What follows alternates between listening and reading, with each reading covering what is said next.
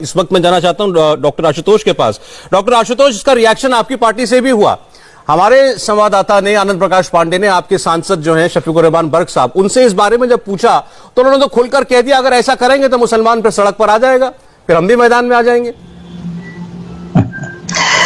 सौरभ जी, मैं अपनी बात की शुरुआत करता हूं एक चीज से कि अच्छा हुआ कि 5 में से आपको खाली शफीकुर रहमान बर्क ही मिलते हैं अक्सर।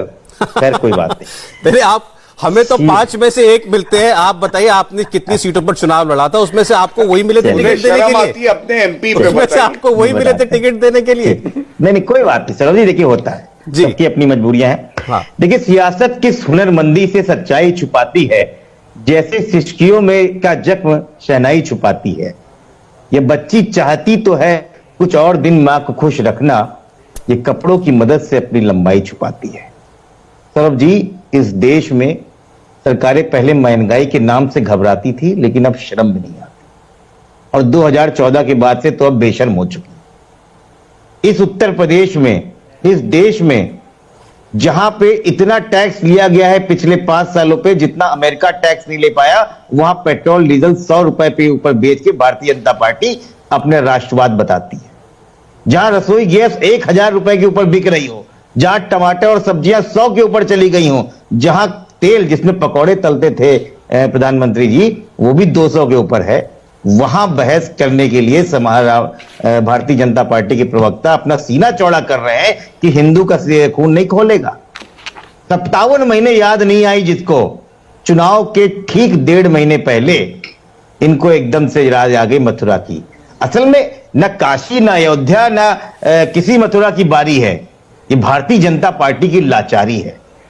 और इसी काशी में, इसी मथुरा में अभी 4 महीने पहले उत्तर प्रदेश की जनता ने समझाया था भारतीय जनता पार्टी को कि हिंदू मुस्लिम मत करना, समझ में नहीं आया तो अयोध्या में से 40 में से 24 समाजवादी पार्टी जीत गई थी, बनारस में 40 में से 14 समाजवादी पार्टी जीत गई थी, और मथुरा में 33 में से 10 समाजवादी पार्टी, कई जगह इनकी जमानत जब्त हो गई थी। इस देश को नफरत की आग में फैलाने का काम ये पार्टियां करती हैं, जो विकास की बात करने से डरती हैं, जो बात नहीं करेंगी बेरोजगार की। 4 दिन पहले जब पूर्वांचल एक्सप्रेसवे में प्रधानमंत्री जी आए तो ऐसे लगा आज विकास की बात होगी। अगले दिन अखिलेश यादव के साथ जो भीड़ थी, जो लोग थे, इनको समझ में आ गया ये विकास अखिलेश यादव के सामने चल नहीं पाएगा, हिंदू मुस्लिम करो वही काम आएगा। तो क्या आपको लगता है कि 24 करोड़ की जनता ये समझती नहीं है? ठीक है, मुझे लगता है कि भारतीय जनता पार्टी के प्रवक्ता इस बारे में बात नहीं करना चाहते हैं। ये बात नहीं करना चाहते क्या रोजगार दे रहे हैं, क्या महंगाई दे रहे हैं, क्या पेट्रोल है, क्या डीजल है, क्या अभी 4 दिन पहले जो फाफा मुंह में प्रयागराज में हुआ, उस दलित बच्ची के साथ में बात नहीं करना चाहते हैं। हाथरस में एक दलित बच्ची को 2 बजे रात में पेट्रोल डाल के जला देते हैं, बात नहीं करना चाहते हैं। लेकिन हिंदू मुस्लिम के इनके जो है माइक तेज हो जाते हैं, आवाजें तेज हो जाती हैं। मैं आपकी बात का जवाब ले रहा हूं, लेकिन आप तैयार होंगे ना जिन्ना वाली बात सुनने के लिए? गौरव भाटिया। गौरव जी, देखिए, विचित्र जो है यहां पे तर्क दिया जा रहा है। अखिलेश यादव के साथ इतनी भीड़ है, इतनी भीड़, फिर भी बड़े अकेले हैं अपने घर में।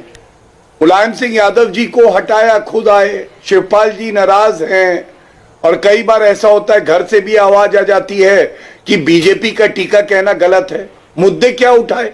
जिन्ना कौन लाया बताइए? जिन्ना पाकिस्तान में होगा। यहां पे अखिलेश यादव पूर्व मुख्यमंत्री जिन्ना का सहारा लेके चुनाव लड़ते हैं। अरे आप जिन्ना की बात करो, हम गन्ने की बात करते हैं, यही फर्क है। और आपने लड़की की बात करी, वो लड़की जिसके साथ बलात्कार हुआ गायत्री प्रजापति ने किया। वो लड़की और उसकी मां कह रही है कि मुलायम सिंह यादव जी ने क्यों बोला लड़के हैं, लड़कों से गलती हो जाती है। अखिलेश यादव ने गायत्री प्रजापति को हटा के 3 दिन बाद फिर से मंत्री क्यों बना दिया? कौन सी ऐसी मजबूरी थी?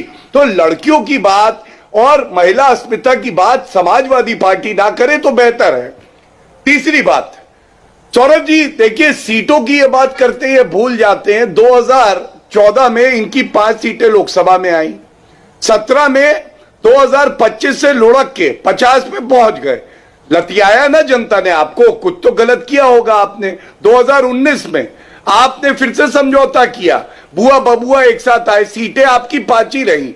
ये क्या दर्शाता है? ये दर्शाता है कि जो ये देखिए, मुलायम सिंह यादव जी ने कहा था, ये जब चुनाव आने वाले थे, कि और कार सेवकों को भी मरवाना पड़े तो मैं मरवा देता, मेरे लिए कोई परेशानी नहीं थी। इसीलिए मैंने कहा यही बदला है कि दीपोत्सव होता है अयोध्या में, इनको जलन होती है, ईर्ष्या होती है।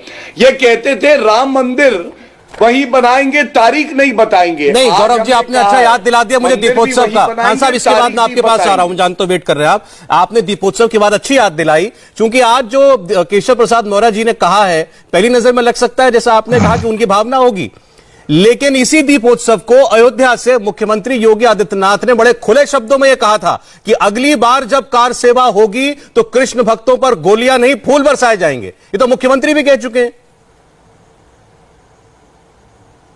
हाँ सौरभ जी, एक बात बताइए कि अगर सारे कार सेवक इकट्ठे होते हैं अपने आराध्य की पूजा करने के लिए या किसी मकसद से, जब तक वो संवैधानिक है तब तक तो उसमें कुछ गलत है नहीं। और ये बात सही है कि मुलायम सिंह यादव जी और सपा की सोच है कि कार सेवकों पे गोली चलाओ, हमने फूलों की वर्षा कराई, तो जनता देख रही है क्या बेहतर है, किसी नागरिक को तो सवाल फूलों की वर्षा मिले कि क्या या गोलियां मिले। मैं तो साफ पूछ रहा हूं, मथुरा में भी वैसी कार सेवा होगी जो अयोध्या में हुई थी? सौरभ जी, बिल्कुल डंके की चोट पे कहता हूं, जो भी होगा संवैधानिक होगा। ये जो मामला है ये न्यायालय में लंबित भी है, मैं ये भी आपको जानकारी दे दूं। और संवैधानिक ढंग से अपने हक की लड़ाई लड़ना, अपना हक मानना, ये कोई गलत बात नहीं है और हिंदुओं को अब दबाया नहीं जा सकता है। इंडिया टीवी हर वक्त हर जगह डाउनलोड करने के लिए सर्च करें India TV news Google play store या ऐप स्टोर पर।